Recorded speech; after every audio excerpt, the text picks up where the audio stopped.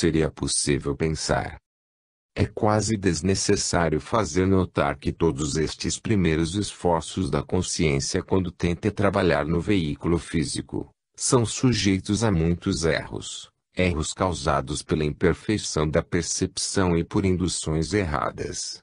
As induções precoces, as generalizações que resultam de experiência limitada, viciam uma grande parte das conclusões achadas. Por isso, mesmo as regras de lógica são formuladas com o fim de disciplinar a faculdade pensadora, permitindo-lhe evitar as aberrações em que constantemente se deixa induzir enquanto tem falta de treino. Não resta dúvida porém que a simples tentativa, mesmo imperfeita, de raciocinar de um objeto para outro constitui uma prova evidente do progresso do próprio homem, pois indica que ele acrescenta qualquer coisa de original à informação fornecida pelo exterior. Este trabalho realizado à custa dos materiais acumulados influi sobre o próprio veículo físico. Quando a inteligência encadeia-no as percepções, estabelece igualmente uma ligação entre os dois grupos de vibrações que produzem as percepções, visto causar vibrações correspondentes no cérebro. Isto é, quando o corpo mental entra em atividade, atua sobre o corpo astral. Este por sua vez impressiona o corpo etérico e o corpo denso, e a matéria nervosa deste último vibra sob os impulsos transmitidos. Esta ação manifesta-se sob a forma de descargas elétricas, que dão origem a correntes magnéticas, e estas circulam entre as moléculas e grupos de moléculas, causando inter-relações extremamente intrincadas. Essas correntes deixam o que chamaríamos um sulco nervoso, que outra corrente pode percorrer facilmente, sem sentir resistência. Portanto, se um grupo de moléculas interessado anteriormente por uma certa vibração entra novamente em atividade, devido à repetição da ideia correspondente na consciência do homem, o movimento que assim foi despertado propaga-se espontaneamente ao longo do sulco formado por qualquer associação anterior e põe em movimento um segundo agrupamento molecular. Este último transmite ao pensamento, depois das transformações regulares, uma vibração que se apresenta sob a forma de ideia associada. Disto resulta a grande importância da associação, porque este funcionamento do cérebro pode tornar-se por vezes extremamente importuno, como, por exemplo, quando uma ideia inepta ou ridícula se deixou associar um pensamento sério ou sagrado. A consciência evoca a ideia sagrada a fim de meditar sobre ela, e subitamente, sem o seu consentimento, a ideia inepta, enviada pela ação mecânica do cérebro, irrompe pelo santuário, fazendo milhares que o profanam. Os sábios preocupam-se muito com a associação, e têm o máximo cuidado ao falarem das coisas mais sagradas, com receio de que qualquer pessoa estúpida ou ignorante estabeleça uma associação entre o que é sagrado e o que é insensato ou grosseiro, associação que provavelmente viria a repetir-se na consciência. Como é o preceito do grande mestre da Judéia, não deis aos cães o que é sagrado, nem deiteis pérolas aos porcos. O homem dá mais um passo para o progresso quando principia a regular o seu procedimento pelas conclusões obtidas do trabalho interno, em vez de se sujeitar aos impulsos recebidos do exterior. Para funcionar, recorre à sua própria reserva da experiência acumulada, recordando coisas passadas, comparando resultados obtidos segundo várias linhas de conduta que o levam ao decidir qual é a linha de conduta que presentemente lhe convém adotar. Principia a fazer projetos, a prever, a formar um juízo do futuro pelo que sucedeu no passado, a raciocinar adiantadamente, guiando-se pela recordação do que já lhe aconteceu. Quando um homem chegou a este ponto, a sua individualidade entrou numa fase decisiva de desenvolvimento. É possível que ainda se veja obrigado a funcionar no seu cérebro físico sem nenhuma atividade independente, mas já se vai tornando uma consciência em plena via de desenvolvimento, uma consciência que principia a comportar-se como um indivíduo, escolhendo seu próprio caminho, Em vez de flutuar à mercê das circunstâncias ou de ser forçado por qualquer impulso exterior a seguir uma linha de conduta especial e estranha à sua vontade, o desenvolvimento do homem mostra-se cada vez mais determinado e uma vontade cada vez mais poderosa. Isto ajuda-nos a compreender exatamente a diferença que existe entre o homem forte e o homem fraco. O homem que tem força de vontade, obedece a impulsos interiores e torna-se sempre senhor das circunstâncias, fazendo atuar sobre elas forças apropriadas, guiadas pela sua reserva de experiências acumuladas, ao passo que o homem sem vontade própria obedece unicamente a impulsos exteriores, a atrações e repulsões exteriores.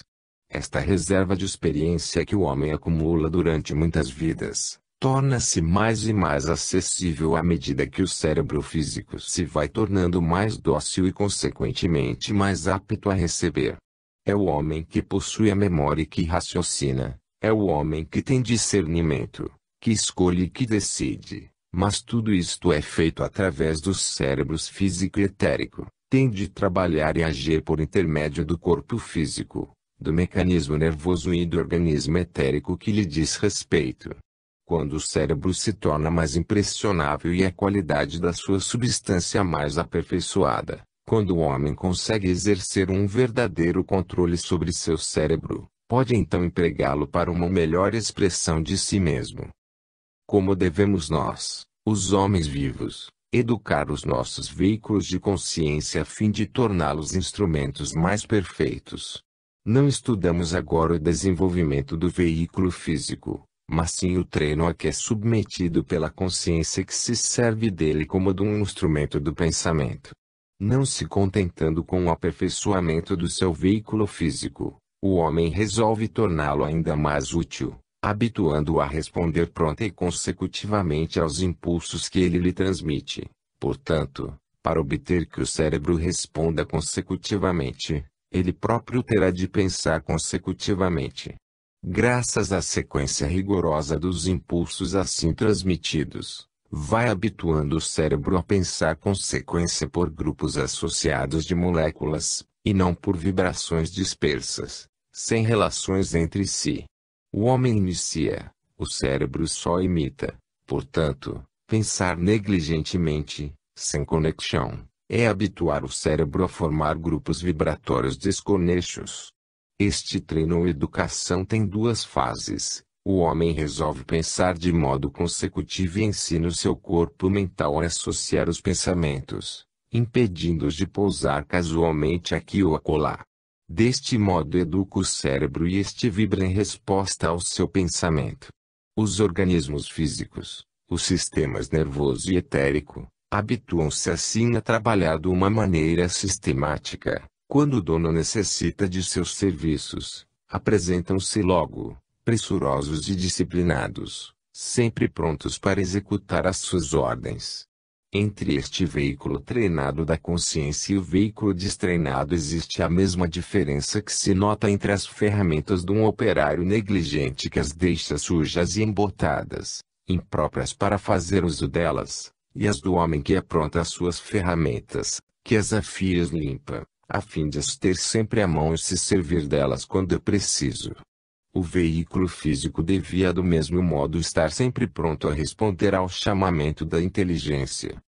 O resultado deste trabalho contínuo no corpo físico não se limitará unicamente a aumentar as capacidades do cérebro, pois cada impulso transmitido ao corpo físico passou primeiro pelo veículo astral, produzindo também certo efeito sobre este.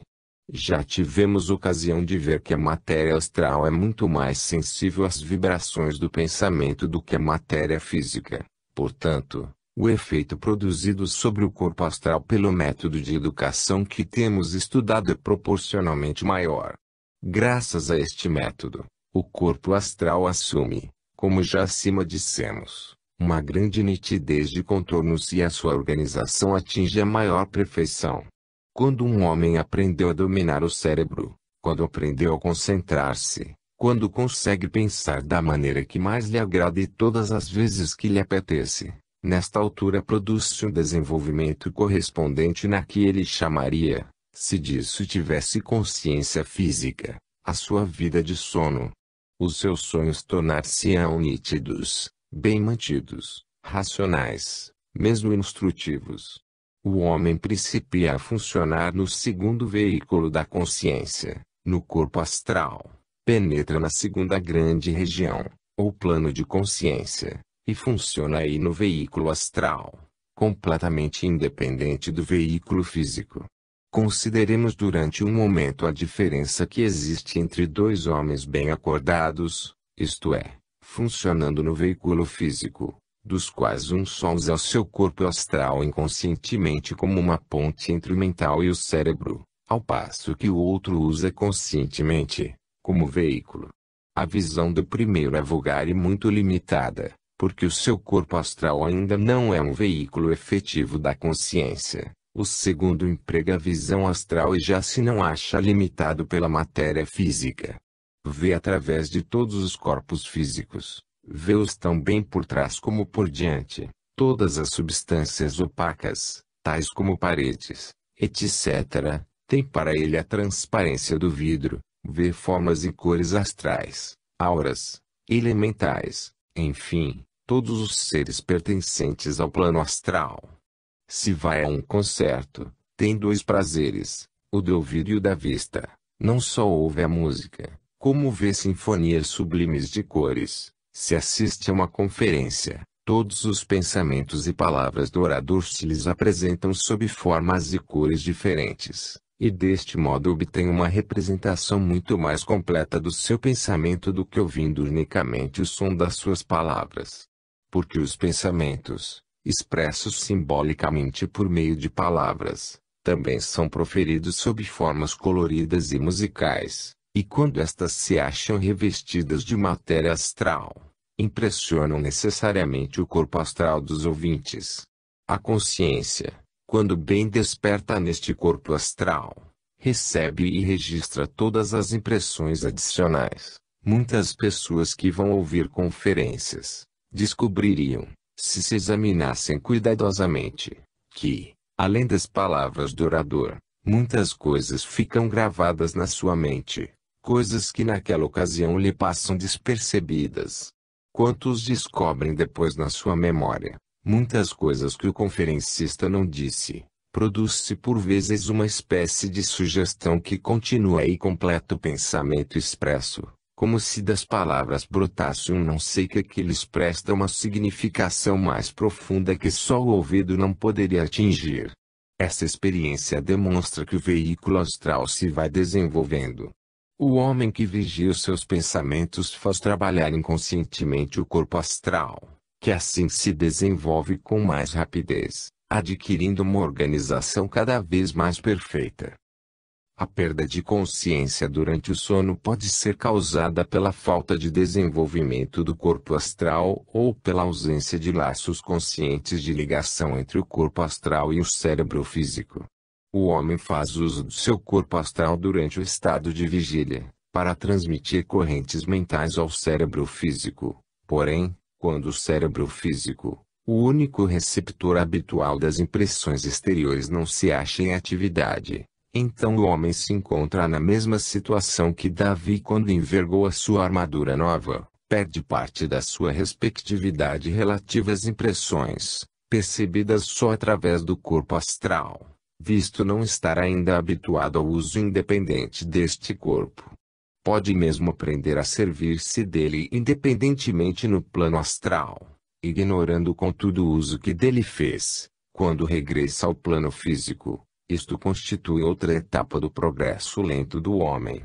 Principia, portanto, a utilizar o seu corpo astral na região que lhe corresponde, antes de poder estabelecer um laço de continuidade entre esse mundo e o mundo inferior. Finalmente logra estabelecer essa conexão e então já pode passar de um veículo para outro, com plena consciência do que está fazendo. Numa palavra, libertou-se do mundo astral. Alargou nitidamente o campo da sua consciência em estado de vigília, até incluir o plano astral, de modo que, mesmo estando no corpo físico, os seus sentidos astrais acham-se inteiramente a seu serviço. Não nos afastamos da verdade dizendo que esse homem vive simultaneamente em dois mundos. Para ele não existe abismo nenhum a separá-lo. Percorre a terra como um cego de nascença que tivesse recuperado a vista. Na fase seguinte da sua evolução, o homem principia a trabalhar conscientemente no terceiro plano, ou plano mental. Já há muito tempo que trabalha neste plano, enviando de lá os pensamentos que tomam formas tão ativas no mundo astral e se exprimem no mundo físico por intermédio do cérebro. Quando se torna consciente no corpo mental, no veículo mental, percebe que no ato de pensar está criando formas. Torna-se consciente do ato criador, embora esteja exercendo este poder inconscientemente já há muito tempo. O leitor talvez se lembre de que numa das cartas citadas no Mundo Oculto, um mestre diz que todos os homens produzem formas pensamento, fazendo porém notar que o homem vulgar as produz inconscientemente, ao passo que o adepto as produz conscientemente. A palavra é aqui empregada numa acepção muito vasta, incluindo iniciados de diversos graus muito inferiores ao de um mestre. Chegando a esta fase do seu desenvolvimento, o homem aumentou consideravelmente o seu poder de prestar serviço, visto poder criar e dirigir uma forma pensamento, um elemental artificial, como por vezes a chamam. Esta forma pensamento pode ser enviada por ele a pontos distantes, a fim de proceder a trabalhos que ele nessa ocasião não possa executar, por não achar conveniente transportar-se a si próprio no seu corpo mental. Deste modo, pode trabalhar de perto e de longe, aumentando a sua utilidade. Dirige estas formas pensamentos de longe, vigia-as e guia-as no seu trabalho e transforma-as em agentes de sua vontade. À medida que o corpo mental se desenvolve e que o homem vai vivendo e trabalhando nele conscientemente, vai também conhecendo cada vez melhor toda a vida maior e mais vasta que vive no plano mental. Embora permaneça no corpo físico e por intermédio desse mesmo corpo tenha consciência dos objetos físicos que o rodeiam, acha-se contudo ao corrente do que se passa no mundo mental e desenvolve lá sua atividade, sem necessitar de adormecer o corpo físico para poder usar as suas faculdades superiores. Em geral, serve-se do sentido mental, de modo que o homem sente simultaneamente as operações mentais dos outros indivíduos e os seus movimentos físicos. Quando o homem atingiu esta fase de desenvolvimento relativamente elevado quando comparado ao resto da humanidade, embora ainda medíocre quando comparado àquilo a que ele aspira, já funciona conscientemente no seu terceiro veículo ou corpo mental, inteirando-se de todas as ações que realiza nesse corpo e adquirindo a experiência direta dos seus poderes e limitações. Aprende necessariamente a distinguir-se a si próprio do veículo de que se serve. Em seguida compenetra-se do caráter ilusório do pessoal, o eu do corpo mental e não do homem, e identifica-se conscientemente com a individualidade que reside nesse corpo superior, o corpo causal que reside nos planos mentais mais elevados, os planos do mundo Arupa. Descobre que ele, o homem, pode separar-se do corpo mental, deixá-lo para trás e contudo permanecer sempre ele mesmo, embora continue a elevar-se sempre mais alto, cada vez mais alto. Por fim, adquire a certeza de que muitas vidas formam na realidade só uma vida e de que ele, o homem vivo, conserva sua identidade intacta através dessas vidas todas. E agora consideremos os elos, os órgãos de transição que ligam estes diferentes corpos entre si. Estes elos existem primeiro sem que o homem tenha consciência deles. Não há dúvida que existem, pois do contrário não poderia passar do plano mental para o plano físico, mas de princípio o homem ignora isso por completo. Os elos não se acham ativamente vivificados, assemelhando-se quase aos órgãos rudimentares do corpo físico. Todos os estudantes de biologia sabem que os órgãos rudimentares são de duas espécies. Uma delas mostra-nos os vestígios das fases que o corpo outrora atravessou no decorrer da sua evolução e a outra dá umas indicações acerca do desenvolvimento futuro do ser. Estes órgãos existem, mas não funcionam. A sua atividade no corpo físico ou pertence ao passado ou ao futuro, ou estão mortos ou ainda para nascer. Os elos que ouso chamar, por analogia, os órgãos rudimentares da segunda espécie, ligam os corpos denso e etérico ao corpo astral, o corpo astral ao corpo mental e o corpo mental ao corpo causal. Existem, mas têm de ser postos em atividade, isto é, têm de ser desenvolvidos, e, à semelhança dos seus análogos físicos, só podem ser desenvolvidos pela prática. São percorridos pela corrente vital e pela corrente mental, que os alimentam e lhes dão vida, mas para entrarem em atividade é mister que o homem lhes consagre toda a sua atenção e empregue toda a sua força de vontade para lhes apressar o desenvolvimento. A ação da vontade principia a vivificar estes zelos rudimentares, os quais, pouco a pouco, talvez muito lentamente, começarão a funcionar no homem, que os empregará para transportar a consciência de veículo para veículo. No corpo físico existem centros nervosos, pequenos grupos de células nervosas, através dos quais passam todas as impressões exteriores e todos os impulsos do cérebro. Se um destes centros sofre qualquer perturbação, surgem logo 1000 complicações que desregularizam o equilíbrio da consciência física. Existem centros análogos no corpo astral, mas no homem pouco evoluído são rudimentares e não funcionam. Estes centros são os elos que unem o corpo físico ao astral, o corpo astral ao mental. À medida que a evolução vai seguindo seu curso, são vivificados pela vontade, que libera aí movimento fogo serpentino, denominado Kundalini nos livros hindus. A fase preparatória para a ação direta que libera Kundalini consiste na educação e na purificação dos veículos, porque se esta purificação não for completa, o fogo tornar-se-á uma energia destruidora. Por isso insisti tanto sobre a purificação, dizendo ser um estado preliminar, indispensável à verdadeira yoga. Quando um homem se achar em estado de ser auxiliado na vivificação destes zelos, sem possibilidade de correr perigo, não lhe faltará auxílio desta qualidade, prestado por todos aqueles que procuram constantemente ocasiões de ajudar o aspirante sincero e desinteressado. Um belo dia, o homem descobre que, mesmo acordado, pode abandonar o seu corpo físico, e que sem ruptura da consciência pode gozar da mais completa liberdade.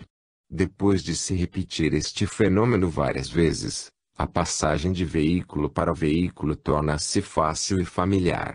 Quando o corpo astral deixa o corpo físico imerso em profundo sono, há um breve período de inconsciência, e mesmo quando o homem está funcionando ativamente no plano astral, não consegue evitar essa inconsciência ao regressar ao corpo físico.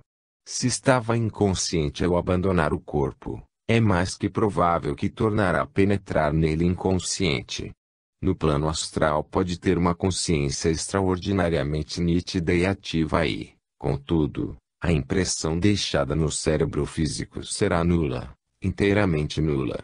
Mas quando o homem abandona o corpo com plena consciência do que faz, depois de ter desenvolvido a atividade dos elos que ligam os veículos entre si, já não existe para ele abismo nenhum. A sua consciência passa rapidamente de um plano para outro, atestando-lhe que é o mesmo homem em ambos os planos. Quanto mais o cérebro físico se habituou a responder às vibrações do corpo mental, mais facilidade há em transpor o abismo que separa o dia da noite.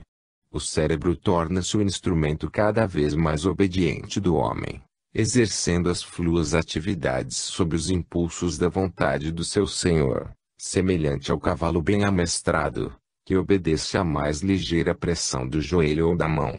As portas do mundo astral acham-se abertas de par em par ante o homem que assim reuniu os dois veículos inferiores da consciência. Este mundo pertence-lhe, com todas as suas possibilidades, com todos os seus poderes mais vastos, com as suas maiores oportunidades de prestar serviço e ministrar auxílio. Então lhe é concedida a alegria de socorrer os que sofrem e desconhecem quem assim lhes concede alívio aos seus males, de derramar um bálsamo sobre feridas que logo se curam milagrosamente, de erguer fardos que imediatamente deixam de pesar sobre os ombros macerados que os suportavam. Contudo, para atravessar o abismo que separa uma vida de outra vida, tudo isto ainda não é suficiente. Transportar ininterruptamente a recordação através de dias e noites significa somente que o corpo astral funciona de modo razoável e que os elos de ligação entre esse corpo e o corpo físico desenvolvem uma atividade normal. Se o homem quer transpor o abismo que separa uma vida de outra vida, não lhe basta funcionar em plena consciência no seu corpo astral ou mesmo no seu corpo mental. Porque o corpo mental compõe-se de materiais dos planos inferiores do mundo manásico, que não constituem o ponto de partida da reencarnação. O corpo mental desagrega-se quando soa a sua hora, como também sucedeu aos corpos físicos e astral, não podendo, portanto, transportar nada para o outro lado. Numa palavra, pode ou não o homem funcionar conscientemente dentro do seu corpo causal, nos planos superiores do mundo manásico. É o corpo causal que passa de vida para vida, é no corpo causal que todos os materiais são acumulados, é no corpo causal que reside toda a experiência adquirida, porque é para aí que a consciência se retira depois de cada existência, a fim de descer novamente, ao ter que dar início a mais uma vida. Sigamos agora a alma através das várias fases da sua vida fora do mundo físico e vejamos quais são os limites do reino da morte. O homem retira-se primeiro da parte mais densa do corpo físico. Esta decompõe-se gradualmente e é reintegrada no mundo físico. Aqui não resta absolutamente nada que possa servir para transmitir o elo magnético da recordação. O homem acha-se agora revestido da parte etérica do seu corpo físico, mas em breve se desfaz deste invólucro etérico, que por sua vez é reintegrado nos elementos a que pertence. Portanto, nenhuma recordação relacionada com o cérebro etérico ajudará a transpor o abismo. Continuando a sua peregrinação, passa para o mundo astral, e aí permanece até se libertar do corpo astral, que tem a mesma sorte dos dois precedentes, isto é, o cadáver astral desagrega-se também, e restitui os seus materiais ao mundo astral, interrompendo tudo quanto podia servir de base aos elos magnéticos da recordação. O homem chega agora ao corpo mental e vai residir nos níveis Rupa do Devakan, onde permanece durante centenas de anos, elaborando faculdades, gozando do fruto das suas obras. Um belo dia, porém, tem de abandonar também este corpo, substituindo-o pelo corpo causal, para onde transporta a essência de tudo quanto acumulou e assimilou. Deixa o corpo mental entregue ao processo de desagregação semelhante ao dos outros veículos mais densos, porque a matéria de que se compõe, embora seja sutil sob o nosso ponto de vista, não o é bastante para poder atingir os planos superiores do mundo manásico. Portanto, o homem desembaraça-se dele, deixando-o incorporar-se gradualmente aos materiais da região que lhe é própria. Assim, mais uma vez, a combinação se resolve nos seus elementos. Durante a sua ascensão, o homem foi abandonando sucessivamente os seus corpos. E só quando chega a planos arupa do mundo manásico é que se acha fora do alcance da morte e da sua ação dissolvente. Ultrapassa finalmente os domínios da morte e vai residir no corpo causal, sobre o qual ela não pode exercer o seu poder e armazena todos os tesouros que acumulou. Explica-se assim o seu nome de corpo causal, visto nele residirem todas as causas que afetam as encarnações futuras. O homem deve então principiar a funcionar com plena consciência nos planos arupa do mundo manásico, dentro do seu corpo causal, antes de conseguir que a sua memória transponha o abismo da morte. Uma alma pouco evoluída não pode conservar a sua consciência ao penetrar nessa região. Entra, acompanhada de todos os germes das suas qualidades, A sua consciência tem um rápido vislumbre do passado e do futuro e em seguida o ego deslumbrado mergulha numa nova encarnação. Trouxe os germes até ao corpo causal e arremessa para cada plano aqueles que a ele pertencem e esses germes atraem, cada um segundo a sua espécie, a substância que lhes convém. Os germes mentais atraem portanto em torno de si a substância dos planos rupa do mundo mental onde se encontram. E essa substância assim acumulada mostra as características mentais que lhe foram concedidas pelo germe interior. A glande só se pode desenvolver num carvalho, e não numa bétula ou num cedro. Do mesmo modo, o germe mental só se pode desenvolver segundo a sua própria natureza e não segundo outra qualquer. É assim que o karma procede à construção dos veículos. O homem colhe o que semeia. O germe arremessado do corpo causal só se pode desenvolver segundo a sua espécie. Atrai o germe da matéria que lhe corresponde e o dispõe na sua forma característica, reproduzindo assim fielmente as qualidades adquiridas pelo homem no passado. Quando penetra no mundo astral, arremessa os germes que pertencem a esse mundo e os germes por sua vez atraem todos os materiais astrais e as essências elementais suscetíveis de servir aos seus fins. Portanto, assim que o homem entra novamente no plano astral, tornam a aparecer os desejos, as emoções e as paixões que pertencem ao seu corpo de desejo ou corpo astral. Para que a consciência das vidas passadas possa subsistir e transmitir através de todas estas transformações e todos estes mundos diferentes, é mister que desenvolve uma grande atividade neste plano elevado das causas, o plano do corpo causal. As pessoas não se recordam das suas vidas passadas porque são incapazes de utilizar conscientemente o seu corpo causal como veículo da sua consciência. Este corpo ainda não desenvolveu nele uma atividade funcional independente. Existe indubitavelmente, constitui a essência das suas vidas, o seu verdadeiro eu de onde tudo dimana, porém não funciona ainda ativamente. A sua atividade é inconsciente, maquinal, ainda não atingiu a sua consciência própria, e enquanto não fizer, a memória não poderá transpor sucessivamente todos os planos, e por consequência, não poderá também transpor o abismo que separa duas vidas.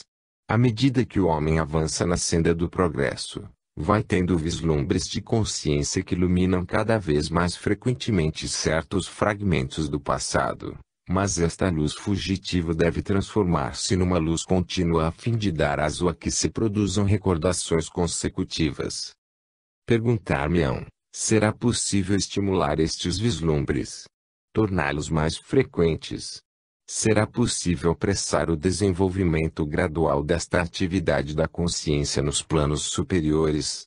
O indivíduo inferior pode trabalhar com este objetivo em vista, se tiver paciência e coragem, pode esforçar-se cada vez mais por viver no permanente e por afastar o seu pensamento e a sua energia dos interesses triviais e efêmeros da vida exterior. Não quero dizer com isto que o homem se deva tornar sonhador e abstrato, absolutamente inútil tanto na vida de família como na de sociedade. Pelo contrário, todos os seus deveres para com o mundo serão cumpridos com a perfeição que exige a dignidade daquele que os cumpre. Não faz nada toscamente, sem jeito, como um homem menos evoluído faria, porque para ele o dever é dever. E enquanto tiver um credor neste mundo e uma dívida para liquidar, não descansará antes de ter pago tudo até o último real. Cumprirá cada dever com a máxima perfeição, com todo o poder das suas faculdades, com a sua maior atenção. Porém estas coisas não despertarão seu interesse, os seus pensamentos não se prenderão com os resultados destas ações, porque só quando tiver cumprido o dever, ficará novamente livre e o seu pensamento regressará à vida permanente, elevando-se até o plano superior, graças à energia das suas aspirações. Aí principiará a viver a verdadeira vida, avaliando as trivialidades da vida mundana segundo o seu justo valor, que é absolutamente nulo. Em virtude desta aplicação constante, deste esforço contínuo para pensar de modo abstrato e elevado, o homem principiará a vivificar os elos de transição entre os seus estados conscientes sucessivos, e a introduzir gradualmente na sua vida inferior essa consciência infinita mais vasta que a sua, e que no entanto é seu verdadeiro eu. Seja qual for o plano em que funciona, o homem é sempre um e o mesmo homem, e quando consegue funcionar nos 5 planos sem ruptura de consciência, o seu triunfo é completo. Esses entes a que chamamos mestres, os homens tornados perfeitos, funcionam na sua consciência no estado de vigília, não só nos 3 planos inferiores, como também no 4º plano, esse plano de unidade, denominado Turiya no Mandukya Upanishad, e ainda no plano superior a todos, o plano do Nirvana. Para eles, a evolução chegou ao seu termo, já terminaram o percurso do nosso ciclo atual, e o que são, também nós seremos um dia, quando atingirmos o ponto culminante da nossa penosa ascensão. Isto constitui a unificação da consciência. Os veículos conservar-se-ão à nossa disposição para nos servirmos deles, mas já não conseguirão tolher-nos os movimentos, e o homem poderá empregar qualquer dos seus corpos, segundo a natureza do trabalho que tencione efetuar. Assim se realiza a conquista da matéria, do espaço e do tempo. Para o homem unificado, já não existem barreiras nem obstáculos. À medida que vai subindo, encontra cada vez menos obstáculos em cada etapa, mesmo no plano astral. A matéria não possui o poder de dividir como neste mundo. Não o pode separar dos seus irmãos com a mesma eficácia. O deslocamento no corpo astral é tão rápido que tanto o espaço como o tempo se podem considerar como praticamente conquistados, embora o homem tenha ainda a noção do espaço que atravessa. A sua rapidez é tamanha que para ele a distância que separa 2 amigos um do outro já não existe. Basta esta primeira conquista para reduzir a distância física ao nada. Ao chegar ao mundo mental, o homem descobre em si outro poder. Quando pensa num lugar, sente-se imediatamente transportado a esse lugar. Quando pensa num amigo, vê logo o amigo diante de si. Mesmo no 3º plano, sua consciência transcende as barreiras da matéria, do espaço e do tempo e acha-se sempre presente onde o desejo o leva. Tudo quanto o homem deseja ver, vê instantaneamente, assim que a sua atenção foi despertada. Tudo quanto houve numa única impressão, o espaço, a matéria, o tempo, tais como são conhecidos nos mundos inferiores, já não existem, desapareceram. No eterno agora já não há sequência. Ao elevar-se mais alto ainda, outras barreiras se desmoronam, as barreiras que existem no interior da sua consciência. Adquire a certeza de que é uno com as outras consciências, com as outras coisas vivas. É-lhe dado sentir como eles sentem, pensar como eles pensam, saber como eles sabem. Pode tornar as limitações deles suas, por momentos, a fim de compreender exatamente a sua maneira de pensar, conservando contudo a sua consciência própria. Pode servir-se do seu conhecimento mais vasto para ajudar o pensamento mais estreito e mais restrito, identificando-se com esse pensamento a fim de lhe facilitar a sua expansão. Assume funções inteiramente novas na natureza, quando já se não acha separado dos outros, quando compreende a unidade do ego com o todo, e principia a espargir as suas energias do plano dessa mesma unidade. Querendo, até se pode identificar com os animais inferiores, para sentir como o mundo se apresenta aos olhos deles e poder dispensar-lhes o auxílio de que necessitam, pelo qual sei que em vão tentaram obter. Portanto, a conquista do homem não o abrange só a ele, mas sim a todos. Os poderes cada vez mais vastos que adquire são destinados unicamente ao serviço de todos os que lhe são inferiores na imensa escala da evolução. É assim que se torna consciente de si em todo o mundo. Eis a razão por que aprendeu a vibrar em uníssono com todos os gritos de dor, com todos os impulsos de alegria ou de tristeza. Atingiu o que se tinha proposto atingir.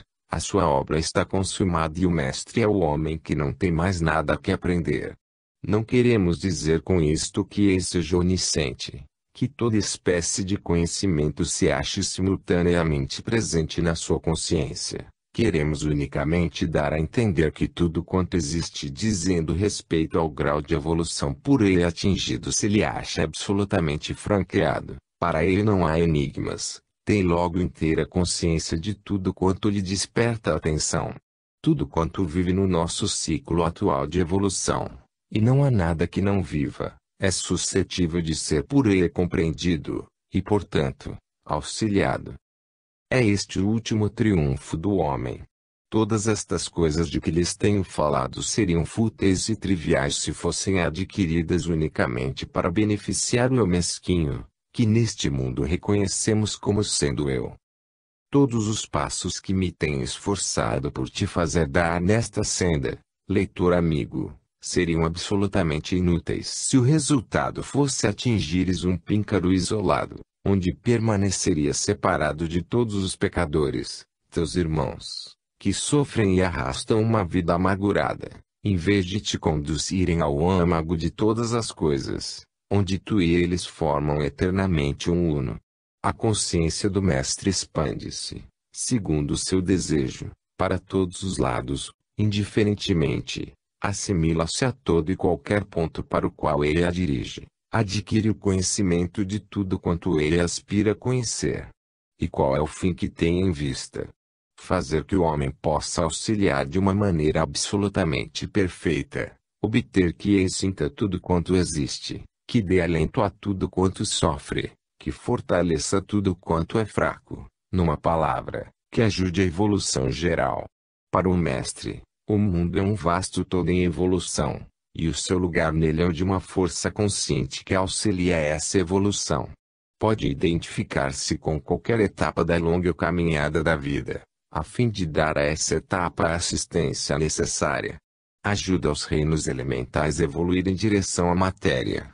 Do mesmo modo ajuda a evolução ascendente dos minerais, das plantas, dos animais e dos homens. Ama e ajuda a todos como a si mesmo, porque a glória da sua vida consiste em tudo ser ele mesmo e contudo em poder auxiliar todos, tendo a consciência, ao dispensar o auxílio, da sua própria identidade com aquilo que auxilia. O mistério do porquê disto tudo vai se revelando gradualmente à medida que o homem se desenvolve e que sua consciência se vai expandindo, tornando-se mais viva, mais extensa, sem nunca perder a noção de si mesma. Quando o ponto se tornou a esfera, vemos que a esfera é afinal o ponto. Cada ponto contém todas as coisas e sabe que é uno com todos os outros pontos. O exterior constitui afinal o reflexo do interior. A única realidade é a vida una, e a diferença é somente uma ilusão que para sempre se dissipou. Fim.